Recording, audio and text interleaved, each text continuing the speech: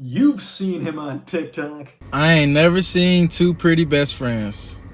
It's always one of them gotta be ugly. That dude that says all those cringy quotes. If we're dating, you are not getting tired of me. Go get you an energy drink. Women swear they're broke. Then all of a sudden, here comes the UPS Amazon truck. People ask him, what are you even talking about? People ask him, why are you always sitting in your car? People ask him, why do you say so much about women? Where's your woman at? People ask him, how you gonna call girls ugly when you look like that? I tell you, I'm so single, I don't even charge my phone at night anymore. There are answers to all these questions. How did he get this rise to fame? And how can we learn so much from him? This is the philosophy of jayrscotty. Girls with no job will put up an iced coffee around noon saying this was much needed, knowing good and well she just woke up at 11.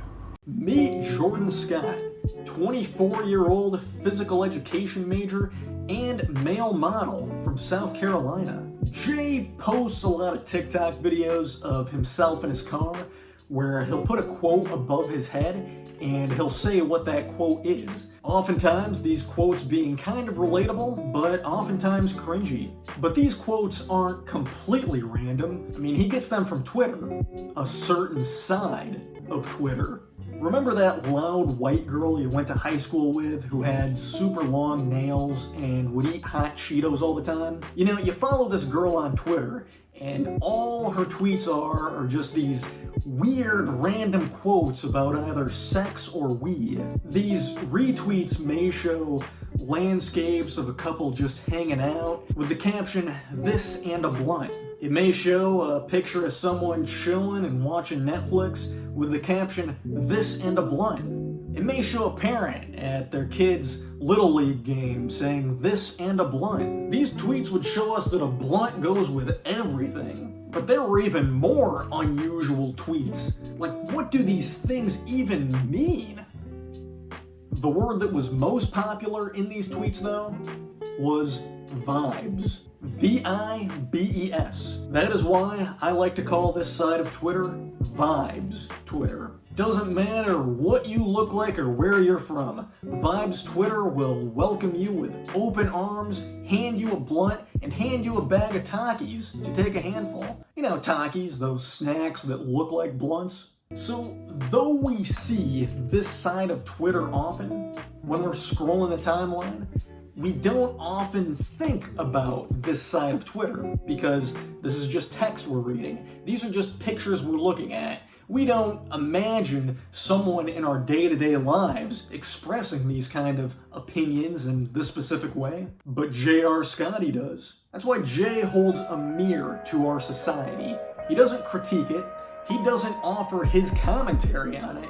He just holds a mirror to it. He takes what we often communicate through text and communicates it verbally, showing the absurdity of who we are and what we like to do. Because when you remove the layers of what he's saying, although it may be obscure, it is oftentimes relatable. Due to its vagueness and open-endedness, oftentimes we can relate to most of what he's saying. This is why he strikes a chord with so many, in the same way Vibes Twitter does. Because though it may be corny, it is relatable. But how did he get this rise to fame? I mean, this dude is verified and he does nothing. He just sits in his car and expresses these non-controversial ideas. Well, they weren't always non-controversial. It all started in October 2020 when jayrscotty posted a TikTok about never seeing two pretty best friends. It's always one of them gotta be ugly. But how is this significant? In our modern era, with the youth on TikTok, they will try to cancel your career over anything. jayrscotty was a unique case in the sense that his career started with cancellation. I mean, if you had a TikTok account of a personality who was a bartender and mixed drinks, or some kind of craft person who would show how they make crafts, and then someone dug up an old TikTok where they called people ugly, this dude would get canceled. But Jay was the other way around. He called people ugly and then got his rise to fame. It may not seem that controversial to the older audience, but to us younger folk, we understand how if you step out of line once, you're dead. So is this actually offensive? Yes, this is completely misogynistic and sexist, which is exactly why people made fun of him relentlessly. At first, I really didn't think this guy was funny, and I think objectively, this dude isn't really that funny. He seems like a cool dude, but not something I was really laughing at. People started making content, just making fun of him. I ain't never seen two pretty best friends. They make fun of the way he looked, the way he talked, just his whole persona in general. It's always one of them gotta be ugly. It's always one of them gotta be ugly. It's always one of them gotta be ugly. It's always one of them gotta be ugly. It's always one of them gotta be ugly. People were making fun of him so much that they craved more content from him. Though they hated what he was about, they loved seeing him pop up on the FYP. So the joke in all of this was not jayrscotty. I repeat, jayrscotty was not the joke. The joke was society.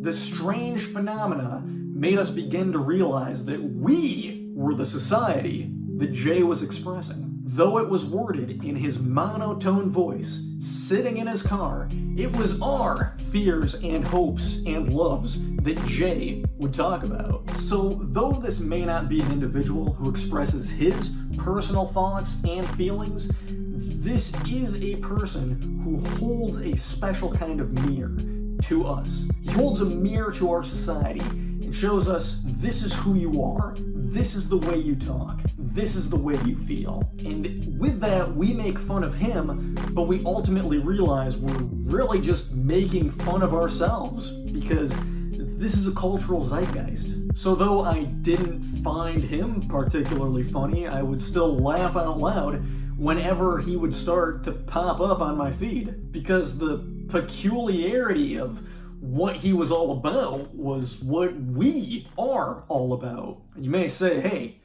it's not that deep. And ultimately, it's not that deep. But it is deep given the amount of significance this man currently has, because he's such an interesting case study. So if her nails cost $70, make sure you give her $1,500. Like, what is this dude even saying? Hold her hand in public, but her throat in private. And smack that badonkey donk everywhere. Wasn't this supposed to be a children's app? The realest females don't be wanting nothing but food, time, attention, and the truth. Thank you for the insight, jayrscotty. It's Halloween, but I'm already dressed like the love of your life. So we may not realize it, he may not realize it, but the impact he makes in our contemplations of our modern culture, Jay offers a very important role in expressing who we are in a unique way. And because of that, I think we can all learn something from jayrscotty.